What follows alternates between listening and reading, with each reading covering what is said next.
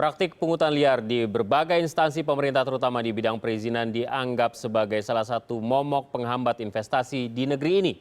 Presiden Joko Widodo sendiri sudah memerintahkan digelarnya operasi pemberantasan pungli sebagai bagian dari paket kebijakan reformasi di bidang hukum yang akan diluncurkan.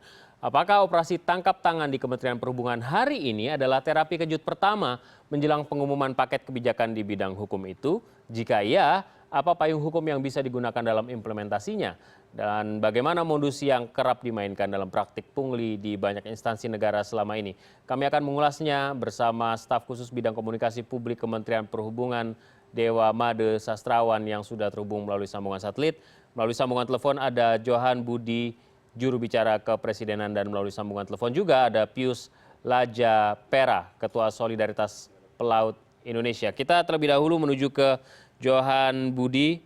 Mas Johan, selamat malam. Selamat malam, Mas Vito. Ya, ini mengejutkan sekali terjadi mendadak dan kemudian di Kementerian Perhubungan. Presiden menyempatkan diri untuk hadir, tidak hanya presiden, ditangani langsung oleh Kapolda, dan tidak cukup hanya itu, Tribrata 1 Kapolri juga turun tangan, dan konon kabarnya ini merupakan sinyalemen yang merupakan hasil investigasi dari Menteri Perhubungan. Apa yang kemudian ingin dikomunikasikan oleh pemerintah hari ini, Pak, sebenarnya? Jadi gini, saya ingin menceritakan kronologi. Jadi beberapa waktu yang lalu, Presiden menyampaikan bahwa ingin melakukan reformasi bidang hukum ya, secara total. Bahkan beliau menyebut ada roadmap ya untuk ketemu dengan pakar hukum. Nah, salah satu bidang ya di dalam konteks reformasi hukum adalah berkaitan dengan pungli. Nah, tadi itu ada rapat terbatas membahas tentang reformasi bidang hukum itu, mengerucut pada beberapa poin.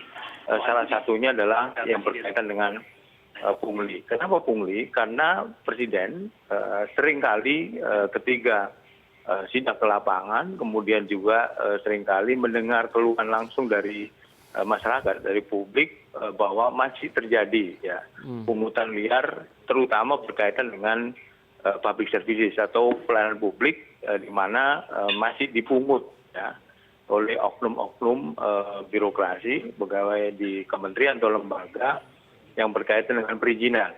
Nah, tadi setelah rapat terbatas, Kapolri kemudian melaporkan ke Presiden bahwa beberapa saat yang lalu kepolisian Polri menangkap tangan ya secara langsung praktek pungli itu.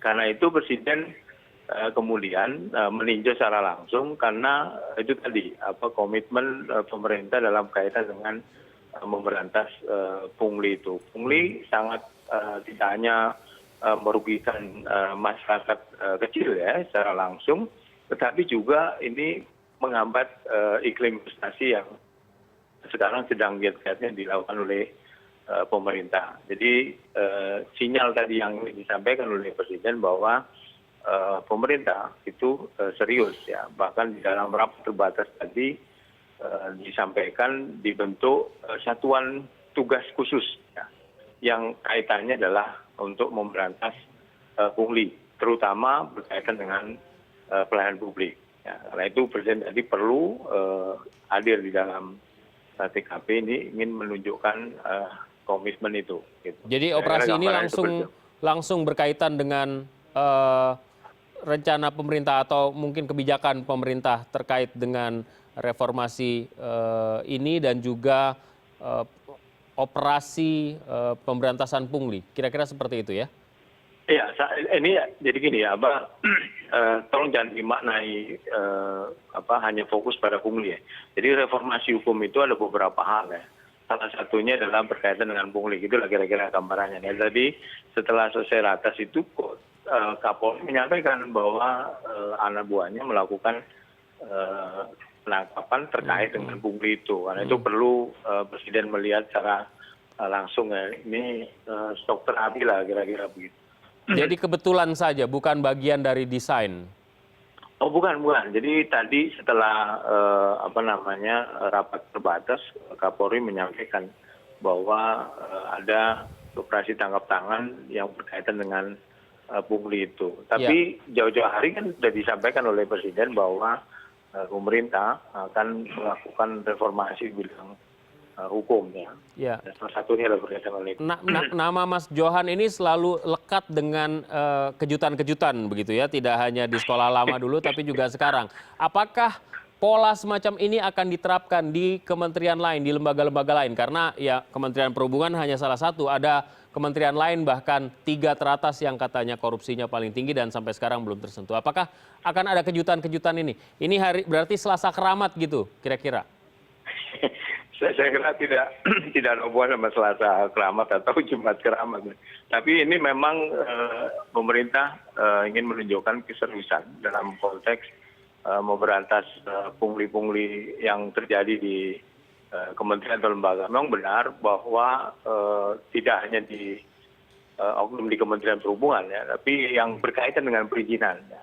Itu Presiden memperoleh laporan secara langsung dari publik, itu sering ada oknum-oknum yang memanfaatkan pemberian izin itu dengan memungut pungutan liar itu. Gitu. Nah, ini tidak hanya mengganggu investasi, tapi juga sangat merugikan rakyat kecil. Gitu. Barangkali publik juga sebenarnya berharap ini bukan yang terakhir kali, karena jangan sampai ini karena memang akan ada semacam kampanye dalam tanda kutip, akan ada sebuah paket kebijakan baru, kemudian ada semacam satgas yang dibentuk, terus kemudian ada terapi kejut sebagai gong pertama. Mudah-mudahan yang semacam ini akan terus kita saksikan karena publik seperti Anda katakan, publik sudah lelah dengan pungli. Ya, jadi ini tentu tidak yang pertama dan atau yang terakhir. Setelah Presiden tadi menyampaikan di rapat terbatas melakukan reformasi bidang hukum. Keseriusan ini terlihat ketika di dalam rapat terbatas yang tadi kebetulan saya juga ikut adalah pembentukan satuan tugas tadi Tito. Jadi satuan tugas ini memang khusus nantinya itu yang berkaitan sama pelayanan publik. Jadi ada yang mengamati apakah di kementerian lain, kemungkinan di kementerian atau lembaga lain juga terjadi ya, terjadinya pungutan liar ini. Kalau dari bahasa Presiden tadi disampaikan di dalam rapat terbatas, bagian yang terpenting dalam reformasi hukum itu salah satunya adalah pembenahan kelembagaan, pembenahan aturan, kemudian pembenahan di dalam sikap ya dari aparat atau pegawai di kementerian dan lembaga. Itu tuh poin yang disampaikan. Baik, dan ini akan menjadi semacam catatan yang manis bagi administratur Jokowi JK dalam menjelang peringatan 2 tahun masa baktinya. Terima kasih Mas Johan atas waktunya. Jadi ini nggak jadi Selasa Keramat nih ya, kita nggak tunggu Selasa depan ada apa gitu ya. Terima kasih Mas Johan. Baik, mari kita lanjutkan. Sudah terhubung melalui sambungan satelit staf khusus bidang komunikasi publik Kementerian Perhubungan, Bapak Dewa Made Sastrawan. Pak Made, selamat malam. Selamat malam Mas. Baik, ini agak mengejutkan. Artinya begini, Pak Menteri tidak ragu-ragu untuk mengungkap secara gamblang. Karena ini kan bisa saja diselesaikan di dalam. Masalah ini kan sebenarnya bisa diselesaikan secara internal, menegakkan disiplin yang tentunya sudah ada aturan-aturannya di dalam Kementerian Perhubungan, tapi tidak. Pak Budi merasa ini harus diungkap, diekspos sebesar-besarnya, seluas-luasnya, dan melibatkan instansi lain seperti kepolisian. Jadi begini Mas, jadi Pak Budi sejak menjabat sebagai menteri itu kurang lebih sudah senantiasa menegaskan seperti ini, bahwa semua aparat kementerian itu diminta untuk senantiasa menegakkan integritas. Dan itu beliau nyatakan dari waktu ke waktu dan kepada semua pegawai dimanapun berada, apakah di Jakarta atau di daerah. Dan beliau juga menegaskan bahwa kalau memang masih ada yang tidak menepati integritas, ya maka nanti akan jalur hukum yang akan ditempuh. Nah, kurang lebih 1,5 bulan yang lalu beliau mendapatkan laporan bahwa masih ada dugaan-dugaan tindakan pungli. Nah, untuk itulah sejak 1,5 bulan yang lalu beliau berkoordinasi dan menyampaikan kepada Pak Kapolri. Jadi sekiranya nanti dibutuhkan tindakan-tindakan, artinya kalau semua tindakan-tindakan di dalam ini sudah bisa dilakukan dan belum bisa melakukan perubahan, maka akan diserahkan kepada pihak kepolisian. Jadi koordinasi kerjasama ini memang sudah terjalin dengan baik, sehingga apa yang ditemukan hari ini adalah merupakan hasil kerja yang sangat baik seperti itu. Seperti dikatakan oleh Pak Johan Budi tadi, memang ini secara kebetulan, memang pada saat itu di pembahasan dan dilakukan dari pimpinan tertinggi di Republik ini. Nah, jadi demikian kurang lebih, Mas. Ya, apakah ini tentu saja kan pelaku ya yang tertangkap tangan ini dari lembaga tertentu, tapi dari bagian tertentu. Apakah ada sinyalemen bagian-bagian lain yang kemudian juga, ya kan ini kan baru laut saja, ada udara, ada darat yang kemudian kan punya domain masing-masing. Apakah kemudian ini akan ditelusuri juga dan melibatkan polisi? Dijawabnya nanti Bapak. Kami akan kembali sesaat lagi dengan jawaban Anda.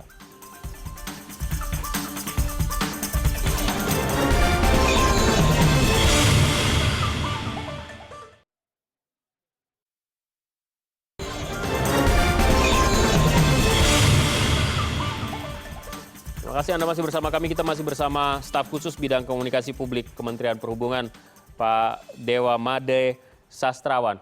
Pak Made, pertanyaan saya tadi, ada darat, ada udara yang ya punya domain yang berbeda-beda. Apakah ini sudah ada indikasi-indikasi yang lain dan kemudian mengajak join polisi untuk membongkar pungli-pungli yang mungkin saja terjadi? Pak Made.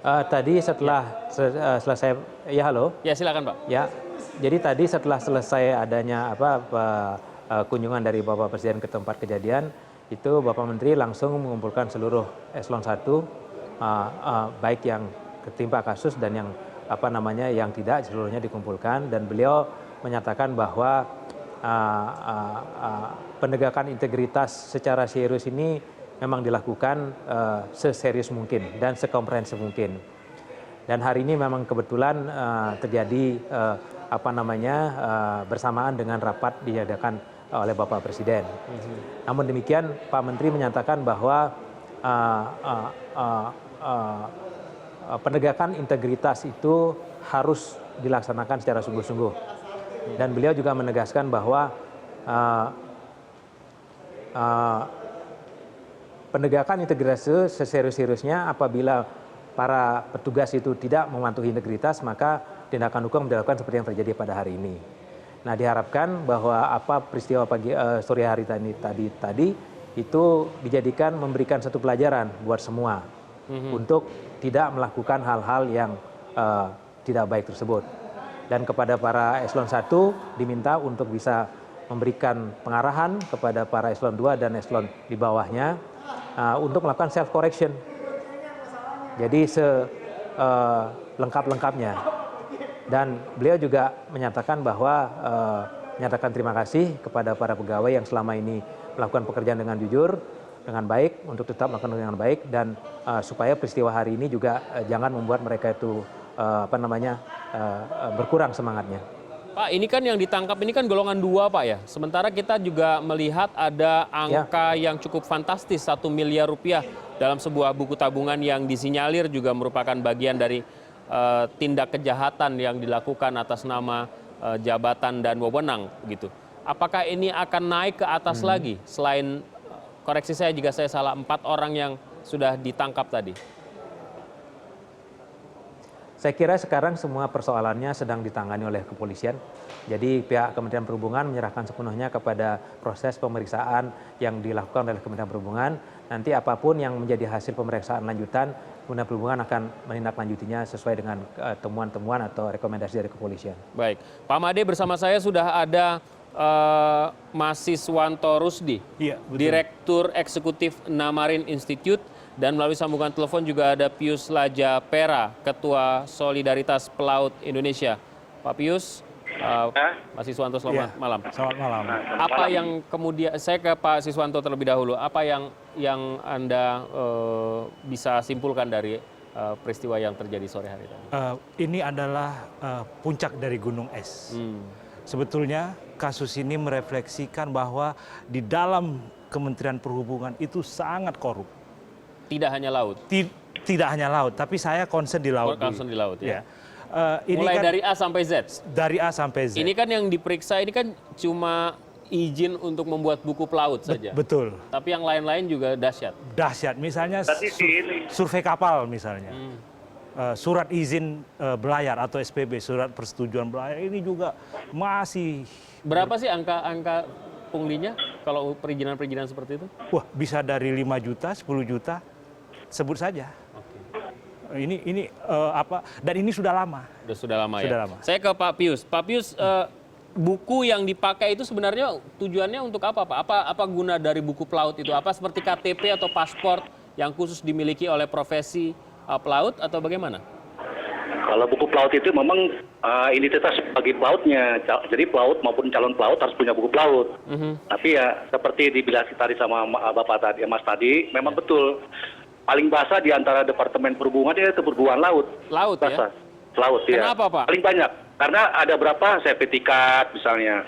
Sebentar. Misalnya. Kita mulai dari awal dulu. Buku pelaut itu sebenarnya untuk membuat biayanya berapa? Itu yang jadi masalah bagi kita. Biasanya itu kan transparan. Transparansinya ini yang kita kurang paham.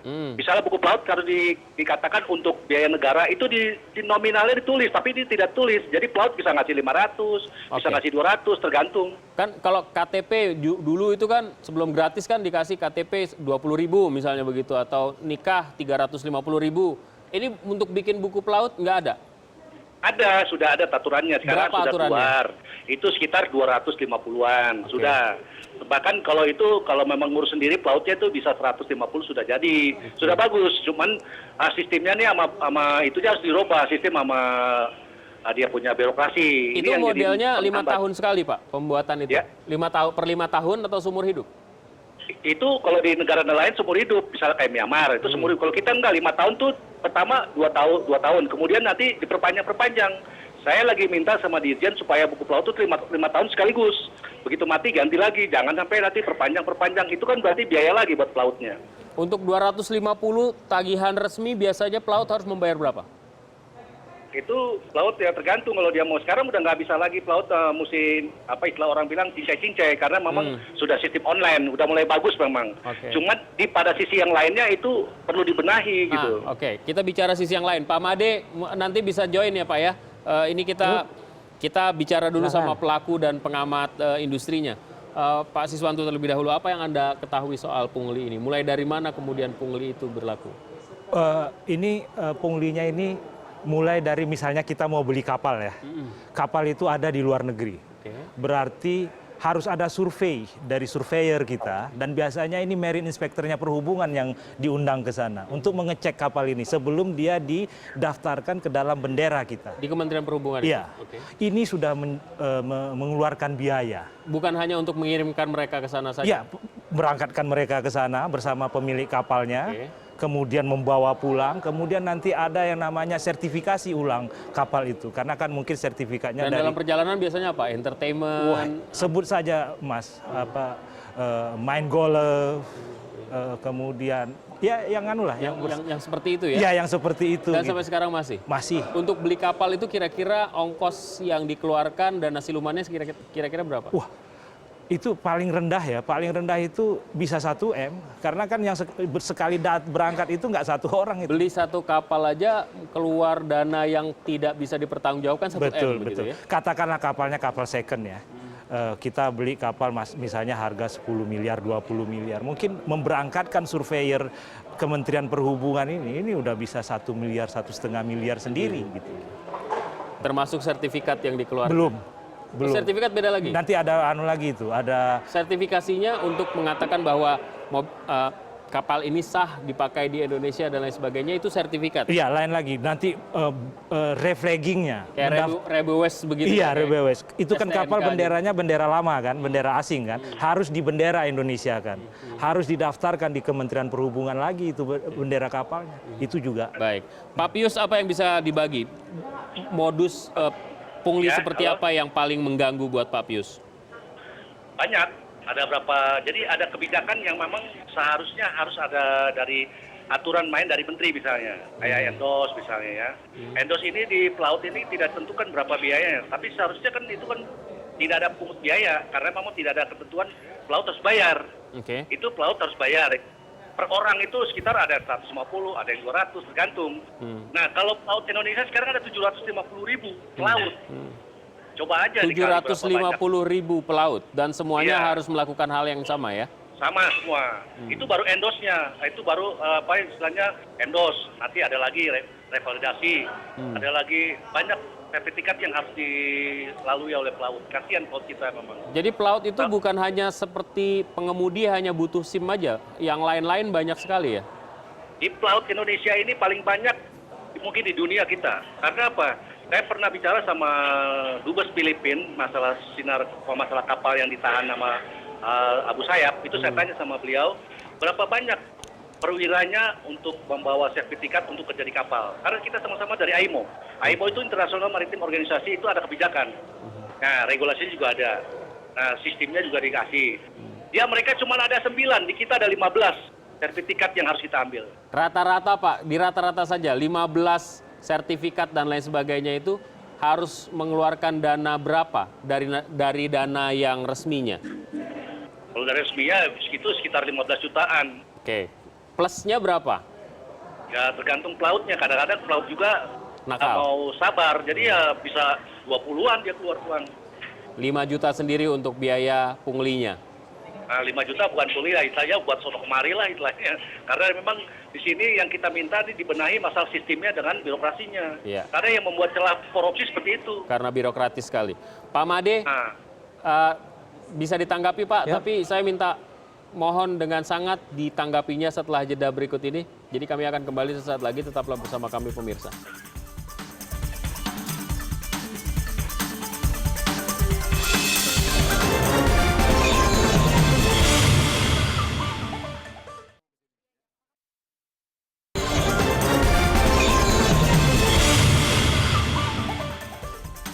Kami lanjutkan perbincangan ini. Pak Made, saya potong Anda tadi Pak. Bagaimana menanggapi apa yang sudah disampaikan oleh bapak-bapak kita tadi?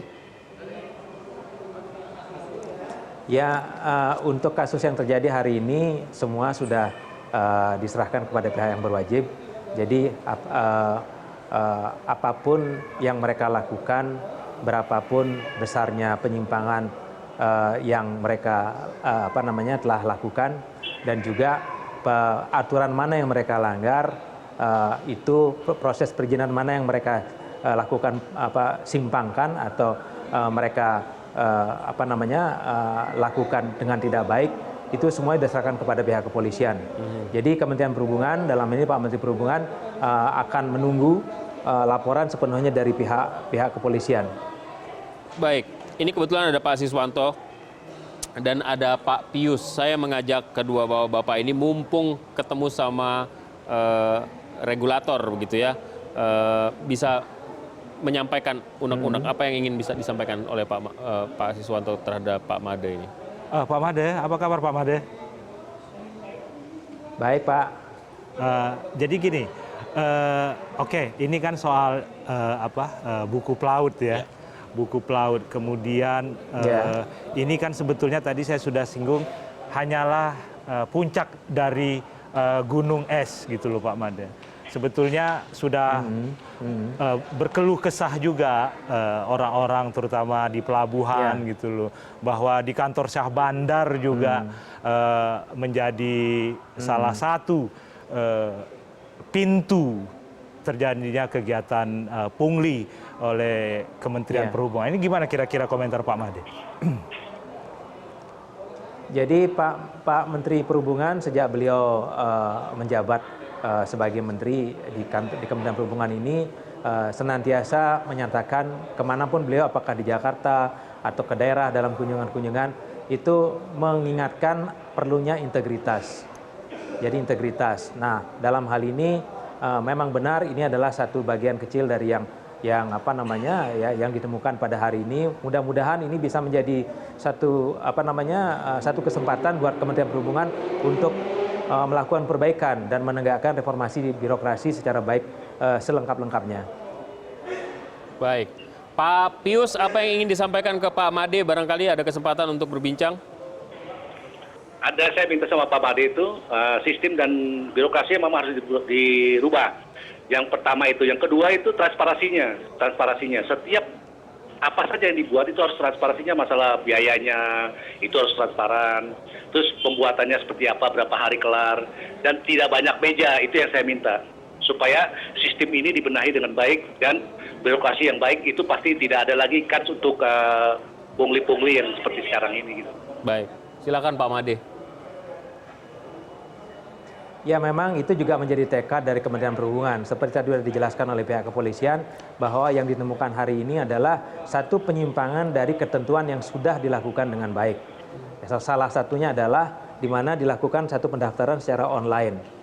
Dan itu terjadi transparansi di situ. Cuman oleh oknum-oknum yang melakukan penyimpangan ini itu melakukan lebih dari itu. Nah ini apa yang dilakukan oleh Kementerian Perhubungan dengan bekerja sama dengan pihak kepolisian ini adalah memberikan efek jera kepada siapapun yang berani melakukan penyimpangan itu akan berhadapan dengan aparat hukum.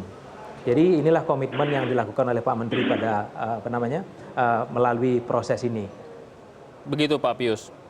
Iya, betul. Baik, terima kasih Pak Pius telah bergabung bersama CNN Indonesia malam hari ini. Ya, sama-sama. Terima kasih banyak. Assalamualaikum warahmatullahi wabarakatuh. Saya ke Pak Siswanto lagi. Ini kan Pak Budi kan masih baru menjabat. Apakah ada perubahan yang cukup penting selama dipimpin oleh Menteri Perhubungan yang baru? Atau katakanlah di era Jokowi? Tidak ada. Tidak ada ya? Tidak ada. Kenapa tidak ada? 3 elemen yang seharusnya terpisah itu bersatu di Kementerian Perhubungan, terutama di perhubungan laut. Apa itu? Misalnya pemeriksaan itu dilakukan oleh perhubungan, sertifikasi orang perhubungan juga, penegakan aturan hukum orang perhubungan juga. Jadi tidak ada checks and balances kata orang. Nah, yang harus dilakukan ini, yang sebetulnya dari kemarin kita tunggu adalah pemisahan ini gitu loh. Jangan yang mengeluarkan sertifikat perhubungan, yang ngecek di lapangan juga orang perhubungan gitu loh. Nanti terjadi kong kali kong gitu loh. Ini yang dan itu modus semacam itu sering terjadi. Ya memang seperti inilah. Kayak gimana misalnya? Misalnya begini, yang mengeluarkan sertifikat Ditkapel, yang memeriksa di lapangan kan Syah Bandar. Syah Bandar kan sama Ditkapel masih satu kementerian gitu loh. Masih satu rumah lah ya? Satu rumah. Kalau terjadi misalnya kurang-kurang sedikit, itu dia akan tutup mata. Oh ini kawan sendiri yang mengeluarkan gitu. Apalagi ada komunikasi finansial kan gitu. Selesai barang itu gitu. Ada komunikasi finansial. Iya. Menarik sekali. Pak Made, ini belum berubah katanya Pak.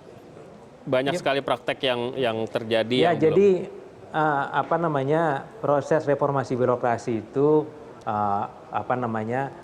tidak hanya menyangkut terkait sama OTT yang terjadi pada sore hari ini. Ya. Jadi komitmen yang diberikan atau dilakukan oleh Pak Menteri Budi Karya sebagai Menteri Perhubungan ini adalah juga melakukan deregulasi.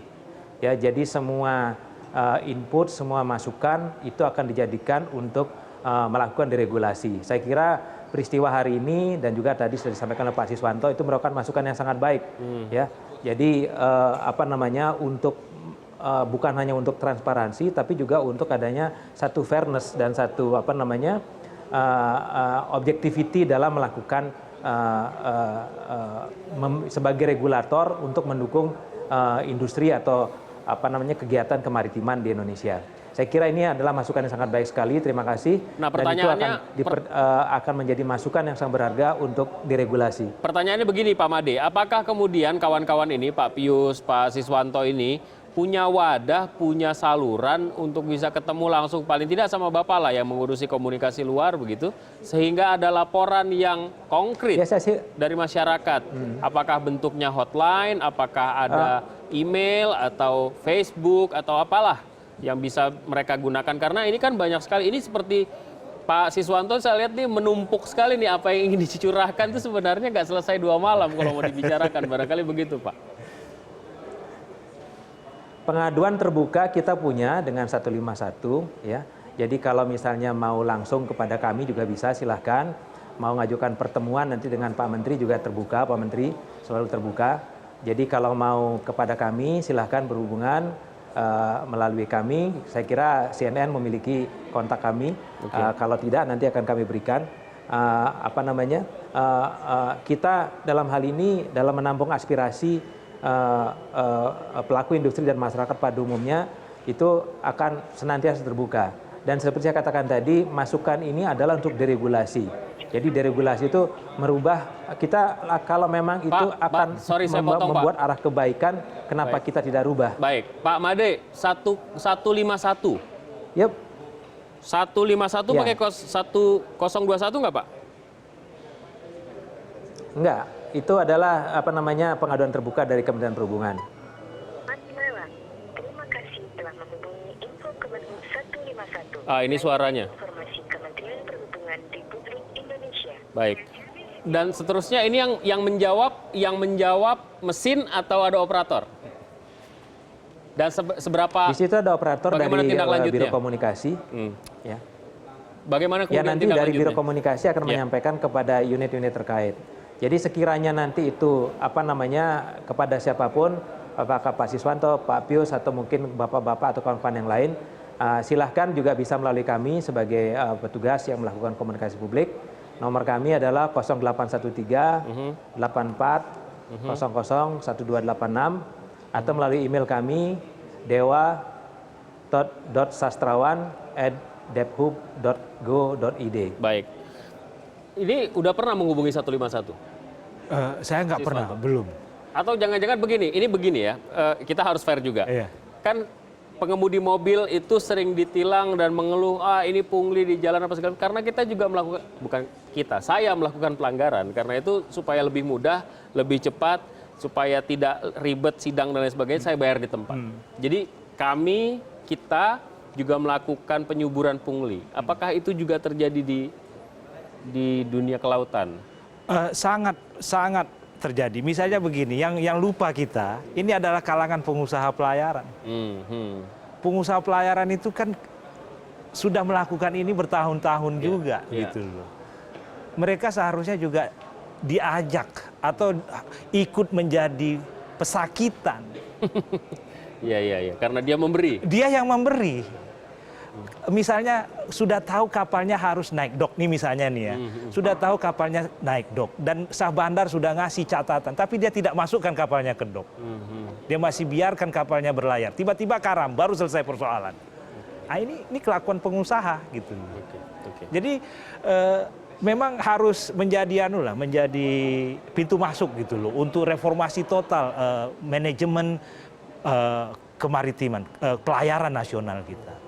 Saya mengusulkan, misalnya konkret aja ini, sah bandar itu jangan lagi orang perhubungan lah gitu loh. Siapa dong? Bikin saja dia tidak bertanggung jawab ke perhubungan gitu loh. Bukan orang perhubungan, maksudnya tuh nggak melekat sebagai. Tidak organiknya perhubungan.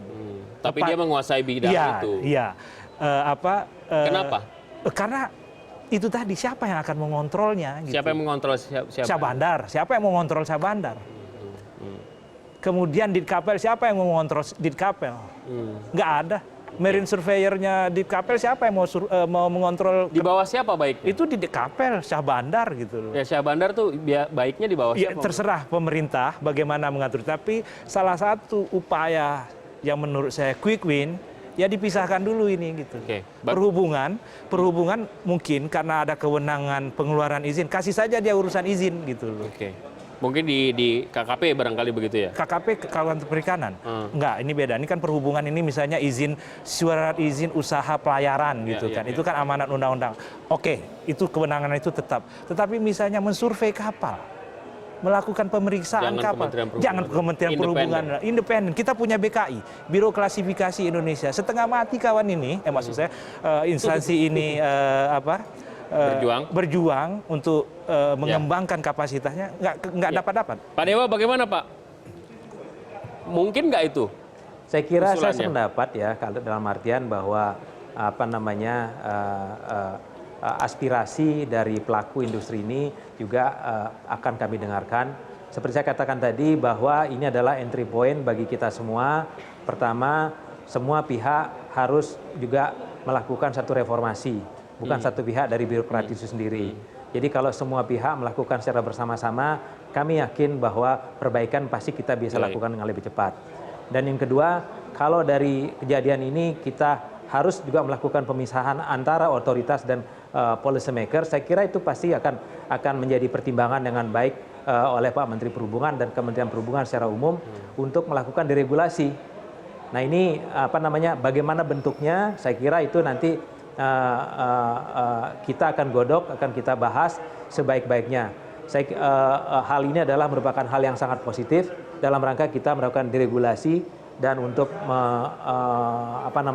untuk menegakkan atau mencapai satu reformasi birokrasi yang secara menyeluruh. Baik, Pak Dewa, kita berharap agar ini bukan hanya sekedar kentongan nyaring di awal hanya semata-mata karena kebijakan reformasi hukum sedang digalakan oleh pemerintah dan dibentuknya operasi pemberantasan pungli. Sebulan 2 bulan dari sekarang saya ketemu Pak Siswanto, saya tanya bagaimana Pak, apakah masih sama? Masih sama juga, ya itu kelewatan berarti Pak ya, harus ada perubahan. Saya kira komitmen dari Pak Menteri sekarang itu sudah jelas ya. Jadi betapa seriusnya kementerian ini ingin menegakkan berkeinginan dan bermaksud untuk menegakkan integritas bagi para pegawainya, dan bagi yang melanggar ya kita serahkan kepada kepada penegak hukum. Baik, apa yang ingin disampaikan terakhir barangkali Pak Siswanto? Pertama kita apresiasi sebetulnya ini tanda-tanda zamannya sebetulnya udah ada, udah lama bahwa perhubungan ini harus melakukan reformasi. Sudah berapa kali kasus korupsi di perhubungan itu terungkap. Bahkan sebelum kasus ini itu ada kasus kapal patroli fiktif, tetapi kita belum melihat itu ditindaklanjuti. Tiba-tiba muncul kasus ini gitu loh. Jadi sebetulnya begitu rentannya Kementerian Perhubungan ini dari praktek-praktek korupsi gitu. Baik, terima kasih, mudah-mudahan menjadi lebih baik setelah apa yang dilakukan hari ini oleh jajaran Pak Dewa dan Kementerian Perhubungan, dan mudah-mudahan akan menjadi lebih baik buat dunia pelayaran dan kelautan kita. Terima kasih Bapak-Bapak sekalian, Pak Dewa terima kasih atas waktunya, Pak Siswanto juga terima kasih.